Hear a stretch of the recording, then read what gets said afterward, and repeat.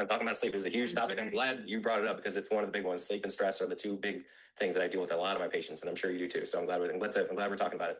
Thank you. Well, everything you said is what we stand for here at LE. That's our philosophy. Let's get to the root cause of disease and problems. And we've created a beautiful community around it too. And as you can see, these are all of our community members. So thank you guys for tuning in and wanting to learn and educate yourself and be an advocate for yourself and your loved ones and everyone. So let's talk about sleep to start with.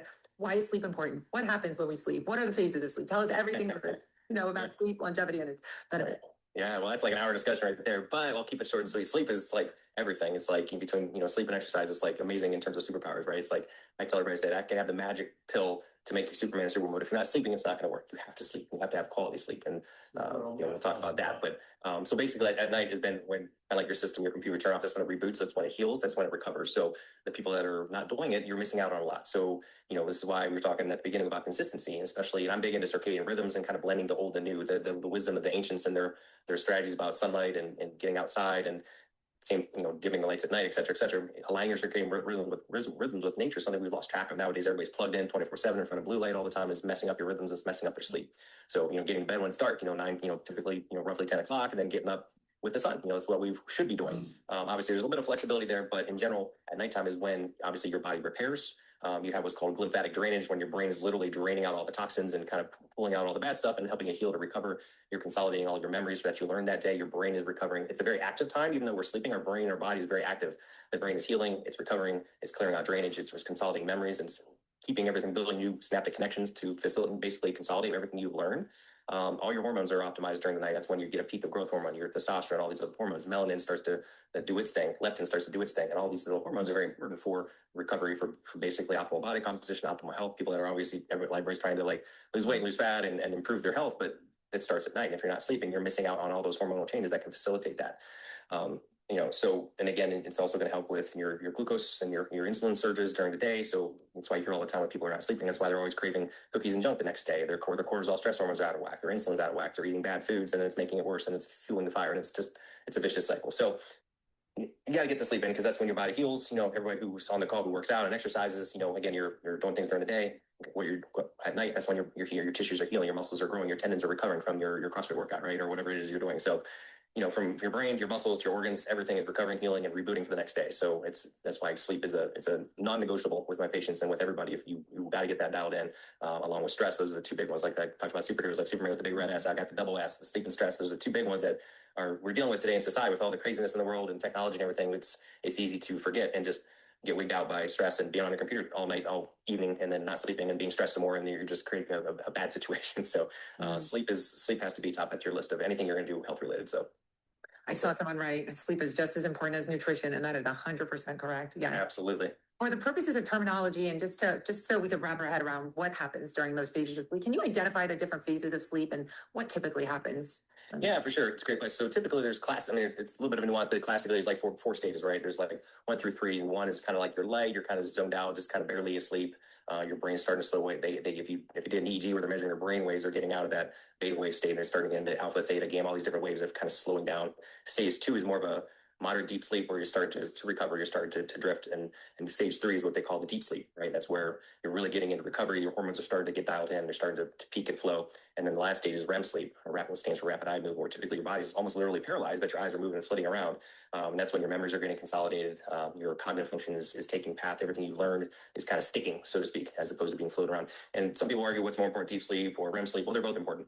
They both have different functions, and typically and throughout the night, you're going to wax away a little bit. You're going to come out of REM and deep and go into 2 or 3, back to 4 and down, back to REM, and you go through these cycles. They typically last anywhere from like 45 minutes to an hour and a half, and you're going to rotate through those cycles. That's why if anybody on the call, if you've ever woken up in the middle of a REM, you got woken up, you're kind of drowsy, you're kind of out of it because you're in that deep sleep. But if you're in like stage 1 or 2 and you get woken up, you feel pretty darn good. So, and it's also timing in general. Again, there's exceptions, but the first half of the night is when you're really getting that stage 3, and the last half is the REM sleep. So a lot of people that are staying up till midnight, 1 in the morning, they're missing out on those deeper stages. Whereas on the flip side, if they're getting that way too early, then they might be cutting off the REM sleep. So it's important that you have a little bit of balance. And again, there's all the talk in the studies where people are like, "What's your sleep chronotype?" People have maybe heard they call it the wolves or the dolphins and all these. They have all these little catchphrases like, "Are you like a night owl and an early bird?" That kind of thing. There is some nuance to that, but in general, like I said, keep it for me. I just like to keep it simple. It's kind of like sun goes down, once it's dark, go to bed, and get up with the sun, 10 to 5, 10 to 6, somewhere in that range is usually a good starting point. But again, you're going to cycle through those, and that's why it's important not just to be consistent at the time of day, try to go to bed at the same time, get up at the same time. But we can talk about, I can talk about later, but light is very important. How you stimulate that in terms of like night, getting dark at night, and stimulating your brain at night, first thing in the morning with the sunlight. But those rhythms are very important. But it's also about staying asleep. And I think you mentioned that earlier too. People that are waking up a lot or frequent times, I see this a lot with my women who are menopause, or people that have a lot of stress issues, or they're trying to cut a lot of weight and they're waking up because their blood sugar is dropping. Again, if you're waking up multiple times through the night, you're throwing that rhythm off and you're getting out of sync. So it's not only important just the whole time, but there's time to staying asleep. And obviously it's okay to wake up once or twice. That's kind of normal. But if you're waking up, 4, 5, 10 times, it's not. And we need to figure out why and try to fix that. Mm. As we age, how does that affect, what stages we spend more time in? I hear as people get older, they get worse and worse sleep. It's true. Yeah, a lot of people are like that. Some studies have indicated that, like, as we get older, we tend to have less deep sleep and sometimes less REM sleep too. So it's very important to try to do everything you can to maximize that. And sometimes it's very difficult, but that's also, it tend to be shorter cycles as well. So a lot of times as people get older, they tend to not spend as much time in those deeper stages. You hear about people being lighter sleepers, being awakened very easily or more frequently, and that's why. And besides age, are there other factors? You mentioned blue light. What other factors affect sleep? I know there's some people that take a shot of espresso before they go to bed and they sleep fine, but some people Right. can't drink coffee, a few hours before. Like, what other factors affect quality of sleep? Yeah, stress is a big one. Mindsets, like, that whole thing. Food, of course, nutrition is big, right? Trying not to eat a few hours before bed, because if you have your belly and your gut is trying to metabolize everything in your belly, you're taking away from fuel and blood flow to the other parts of your brain. It can't get into those deep stages. So food is important. Coffee, alcohol, tobacco, any drug for that matter, are big. Alcohol definitely disrupts your sleep tremendously. Caffeine, yeah, like you said, there's always those exceptions. People can drink a coffee and go and pass out. I think they're probably the exceptions, not the rule. I can't do that, but in general, yeah, that can definitely throw that off. If you're drinking coffee too much or too late in the day, alcohol can definitely do it. Yes, people say, "Oh, it knocked me out." Well, yeah, but you're not getting that deep sleep. Pills, medications, can do that too, right? There's a lot of pills that people take to kind of quote unquote sleep, but they're not really getting that deep sleep or that restorative sleep. That it kind of knocks them out, but they're not actually, if you look at their brain waves, they're not really getting that deep restorative sleep, which is why a lot of people are like, I slept 9 hours, but I feel kind of, I don't feel very good. Well, that's probably why. So those are probably the biggest ones. So lights, food, activity, if you're like doing a HIIT workout, 8 o'clock and you're going to bed at 9, you're going to be a little wired up. So activity, that's why I always stress the importance of like a wind down routine, really chilling out, calming down, getting your temperature nice and cool, calming the brain down, turning off all your devices, reading, doing something kind of restorative, whether it's meditation or prayer or reading a book or deep breathing, breath work, things like that, to kind of just get your mind, get your brain out of that go mode, right? Get off your darn phone, get off the Netflix. Don't be watching a horror show or scanning, Facebook, right before bed. That's probably not the best thing, from not just from the light and the blue light, but from a stimulatory effect too. So. Can you touch on growth hormone and sleep, its effect on sleep, or what happens during sleep and you briefly touched on it, but can you touch on, because someone wrote about Samoralin and sleep. So can you touch on that? Yeah, absolutely. It's a great question. Whoever asked that, it's very important because as I mentioned, during sleep is when your growth hormone peaks, starts to ramp up, around, 11, 12 o'clock. So that's why I'm saying those people are staying up really late. They're missing out on that growth hormone production. And growth hormone actually can facilitate deeper sleep too, especially REM sleep and even deep sleep.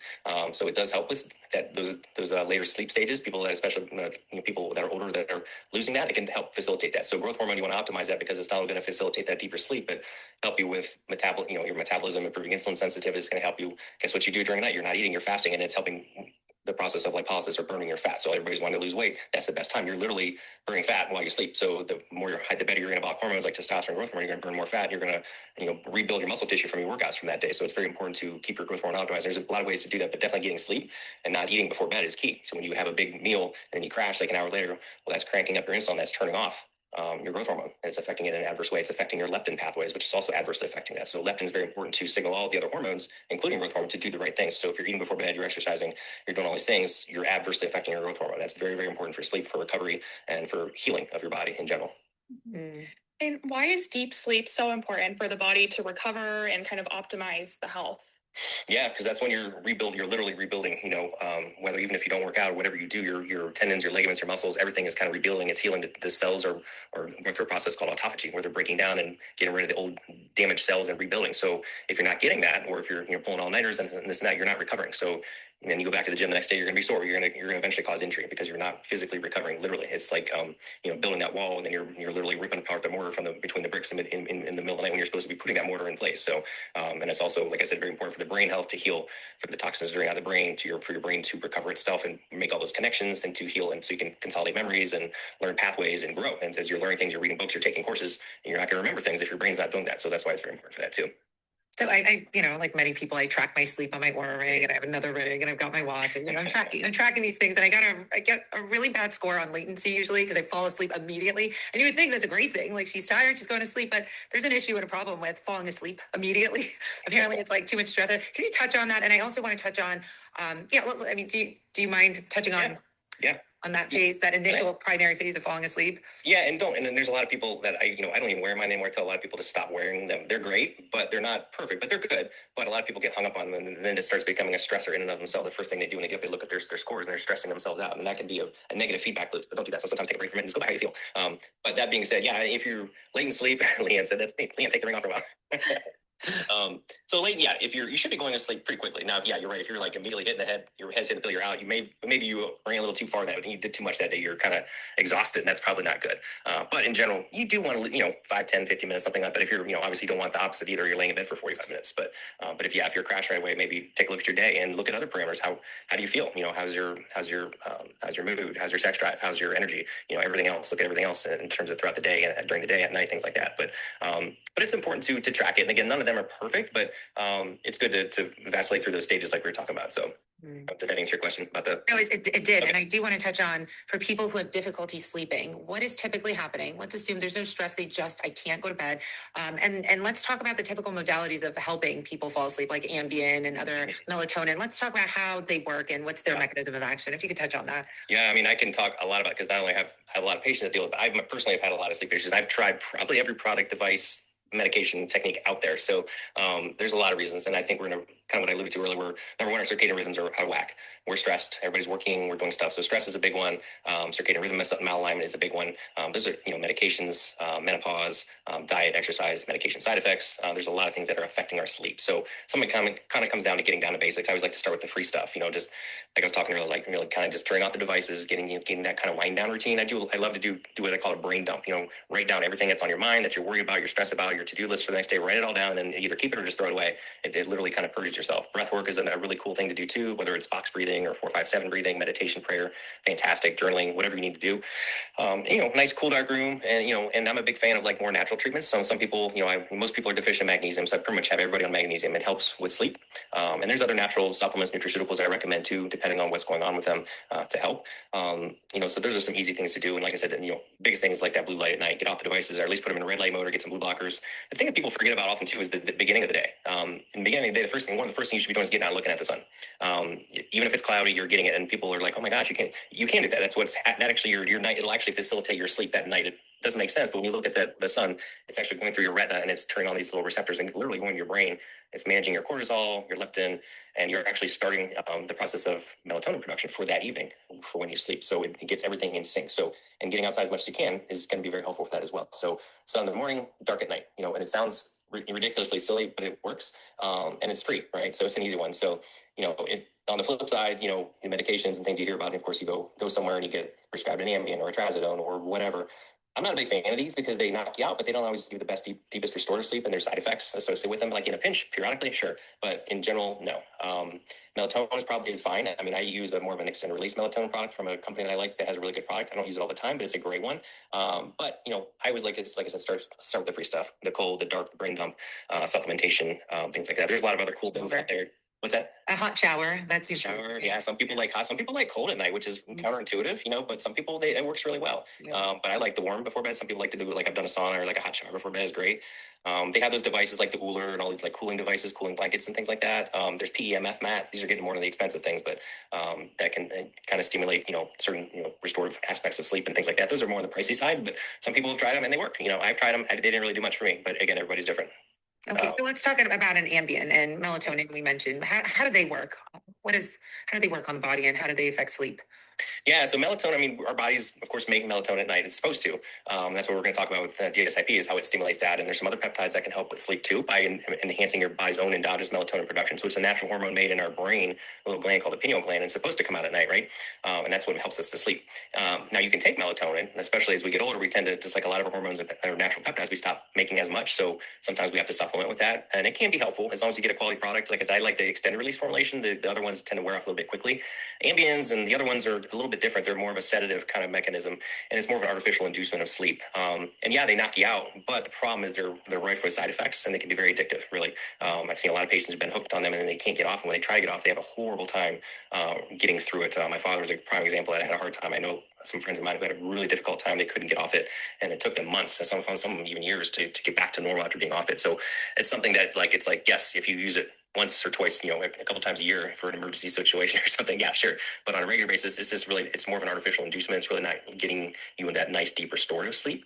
And it's causing a lot of side effects, whether it's grogginess, sedation, night walking, night terrors, addiction to it, things like that. So that's why I tend not to recommend those very often. Okay, well, that segues us into our conversation about DSIP. Where does DSIP come in? What is it? How does it work? How does it affect deep sleep? Let's tell us everything. Yeah, for sure. I mean, peptides are great. I mean, there's so many that can help with sleep. I mentioned the growth hormone peptides are fantastic for sleep and other things. I've used epitalin and pineolon, even C-lang for things that people, especially people have a lot of stress and anxiety, things like that. So there's a ton of peptides out there. DSIP is kind of cool because it's more of an indirect action. It does a lot of things. So one of the first things it does is what's called it modulates your cortisol. It's kind of like a lot of the other peptides. It's more of a signaling molecule. It kind of balances things out. It can balance out the HPA axis. What I mean by that is more or less think of like cortisol, your stress hormone. It starts with there's a hormone called corticotropin or ACTH. It's made in the brain and makes your body make more cortisol. It can kind of balance that out. So people that have an elevated cortisol response, maybe they're stressed or going through some crazy stuff at work or personal life, or they're just burn the friends with balls to the wall all day long, and they just can't sleep. They can't turn off. This can be very helpful to kind of tone down that stress response. And when you're lowering those cortisol spikes, that's going to help with sleep. That's going to help you recovery. It's going to help you stay awake because a lot of people are waking up and they have a little burst of cortisol because they're stressed or because of dropping blood sugar, things like that. DSIP also modulates these what are called adrenergic receptors in the pineal gland I was talking about earlier with melatonin. There's a little enzyme called N-acetyltransferase, I believe, and it helps create melatonin. So it actually can help your body make more of its own melatonin naturally, which is what's going to help you go to sleep and stay asleep. So this is a little different. It's kind of like the growth hormone peptides. It makes your body release more of its own growth hormone. The DSIP kind of stimulates your body to kind of release its own natural melatonin in a more natural way.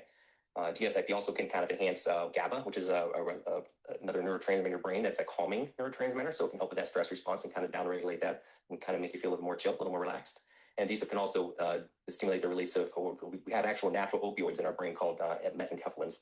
So most people think of opioids like Vicodin. It's not that kind, but it's a similar chemical property. Again, our brain naturally makes these enkephalins, and these can help with anxiolysis, meaning breaking down anxiety or making you feel calm. It has some analgesic properties, so if someone's in pain or having, for whatever reason, they can help modulate that, which of course is going to help you stay asleep. If you're feeling a little bit better, less pain, less anxiety, you're going to sleep better. And the other cool thing with DSIP is that it can actually help with gonadotropin release, the luteinizing hormone, which it can actually stimulate testosterone a little bit. This is great for guys. It has a kind of an indirect effect on this as well. I don't know how powerful that is. I've never really tracked testosterone levels specifically for this peptide, but it's in the literature. It's out there. So it's not anything that's necessarily a bad thing. So it's kind of a cool little thing that can do. And it's also a natural antioxidant. DSIP can kind of has some natural antioxidant properties, which is very important. Melatonin is also an extremely powerful antioxidant. So it's kind of double whammy. It's helping turn off a lot of those oxidation of cells in your brain, from different things, like from food you've eaten, or if you're exposed to, you're on a plane ride exposed to a lot of Wi-Fi, EMF, or whatever, we're exposed to oxidants all the time. So it's a great way to tone down that and stimulate that antioxidant effect. So it works on the sleep in a lot of different ways. And the name of it is DSIP, right? Deep sleep inducing peptide, right? That's the name. So it's the whole point was to induce that deep sleep. So people that don't get into that deep sleep, it helps with that. And the data is, it's helped a lot of people. It's mixed. There's a lot of studies that say it doesn't really do much. There's some that says it helps. And I've had patients that it's helped, and I've had patients that it didn't do anything.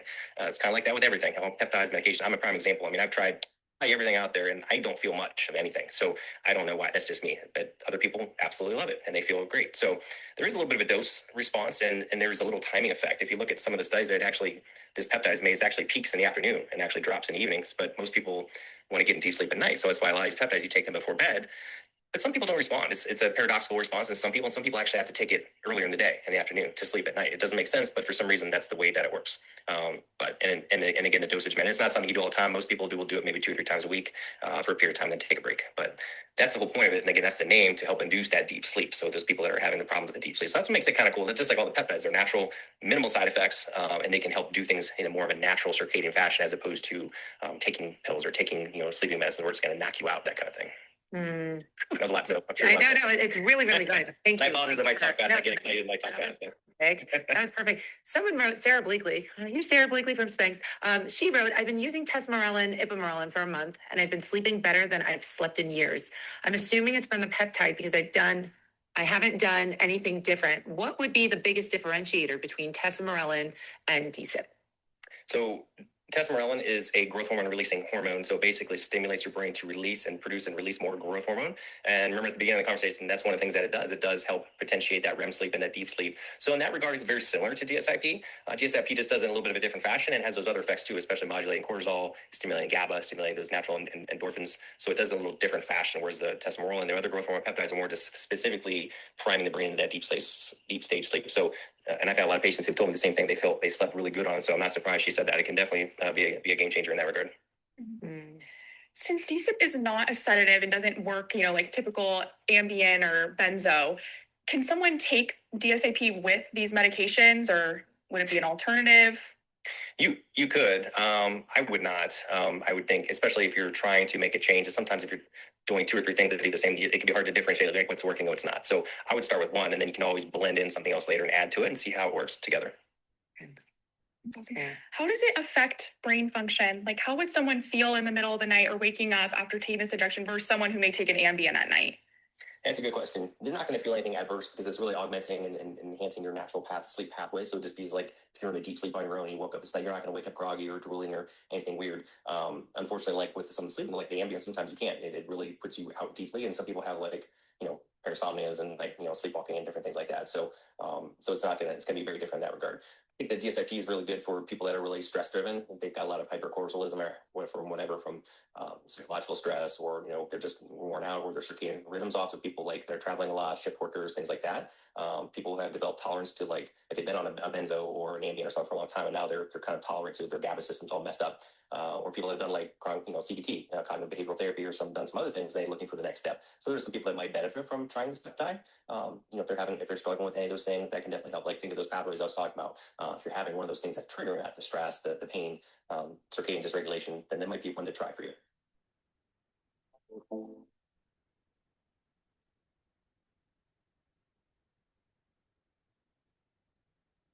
Or does the protocol change over time as you stay on DSIP for a long period of time? No, not really. So much a dependency. I'm sorry. Yeah. You all both towards it. Does it stop working? Yes and no. Okay. Yeah, yes and no. I think it's going to keep working. However, like as with most peptides, I like to rotate them and cycle them. Same with my diets. I don't think you should be doing it all the time, nor should you, because you can sometimes get some receptor desensitization that happens with the growth hormone peptides. It can happen with DSIP too. So if you're going for months and months and months, it's possible that it could stop working. You hear about this all the time with a lot of peptides. The GLPs, the Sermorelins, and so that's how I've learned from some of the top minds in the space is really to rotate your peptides, and there's a timing, and there's even ways to align your peptide usage with circadian rhythms, and that I have a little protocol for that. So yeah, so I would say for DSIP, use it for a few months, and then maybe take a break for a month. Kind of thing is a nice, easy way to think about it. You mentioned C-Link for some people who have trouble sleeping. Have you ever seen patients that stack DSIP with C-Link? I've heard of people. I have not had any of my own patients do that, but I've heard of other people doing that. And it can be kind of a synergistic approach. C-Link, especially if someone's in like a high stress state, because the C-Link really has that stress mitigating response, helps improve the GABA response and calming effect. So combine that with the DSIP, I think that'd be a nice combination. If someone's really anxious and stressed, I think that'd be a good combo for them. Someone asked, can you please cover the typical dosing amount and schedule? So ours is 1 milligram per milliliter. That's our concentration. And we do 20 units, which is 200 micrograms, 5 days on, 2 days off. That's our doctor recommended protocol, followed by a 2-week break between repeating cycles. Yeah, I think I think with the DSIP, I think less is better sometimes. I mean, most of the times I'll do like maybe 3 times a week. But could you do 5 days a week? Yeah, you could, with more frequent cycling, like you said. I think that's totally fine. Everybody's different. Most of the studies have looked at maybe 2-3 times a week and then kind of doing it for a few months. Yeah, a couple, 100, 200 micrograms, I use, etc. is a kind of a standard dose, but everybody's a little bit different. Some people need to go higher or lower, but that's seems like overall a good protocol. Tiffany, what time of day? I would assume before bed, right? Before bed, but as I mentioned earlier, some people don't, and they have to take it during the day, which sounds weird, but some people who tried it at night didn't work. They took it during the day, and now it works. Mary wrote, sorry, I'm reading some of the comments that are coming in, so I hope you don't mind. I jumped into FAQs. Can you combine DSIP with melatonin to cover any of them? Yeah, you could. I would start at a very low dose because it is augmenting your own melatonin production. So I would try it, and if you need it, say it's just not working, so you have a really high drive and it's just not doing it, you could do it. I would start with especially like an extended release melatonin. That'd probably be a good way to go. So I don't quite understand 3 hours. Overheard it's best taken 3 hours before bed. Okay. Yeah. And is it safe to stack with other peptides, like if you're taking GLP-1s, NAD, any of these other peptides? Yeah, definitely. I use a lot of peptides in conjunction because they tend to do different things, right? Then they can all be stacked together. Not all. Be cautious with that because I've seen some people using like 3 different mitochondrial peptides at the same time, which is not a good idea. They had bad things happen. So make sure you're working with someone who knows what they're talking about. But a lot of these, especially if they're different pathways, different purposes, absolutely fine because some of them are synergistic by reducing inflammation, reducing stress, improving sleep. So yeah, absolutely. Okay, so now I've been on DSIP for, let's say, a month. I'm getting deeper. So what can I expect? What are the results of this? What does deeper sleep mean overall when it comes to longevity and health? Yeah, I mean, if your deep sleep is improving, that's fantastic for your health and longevity. I think everybody's an N of one here. In other words, an experiment of one. So if you do it, I would track it and see how you're feeling. Like, why'd you do it in the first place? What were the symptoms, problems, metrics you were tracking, and compare that to afterwards. Just like anything. How does your mood? How's your sex drive? How's your exercise performance? How's your mental performance? How's your interpersonal relationships? How's your weight? How are you feeling in general? If you have an aura or Whoop, how are your metrics? Showing. As with everything, measure everything and track it. Whether you're doing a new diet, a new peptide, anything, see what works. If nothing's changing or it's going the wrong direction, then it's not for you. No matter what the data says. Everybody's like, you could be on one drug, but if it doesn't work for you, then it doesn't work for you. Don't do it. So, but you don't know if you don't assess yourself. So keep it log, keep a journal, track things, and follow it along and see how you respond. Lauren, do you have any additional questions? I guess my last to address, I know we talked about, this is an alternative therapy to traditional sleeping drugs and melatonin with the, more neutral supplements like magnesium glycinate. Would you recommend someone taking it with magnesium, or is this again another alternative for that?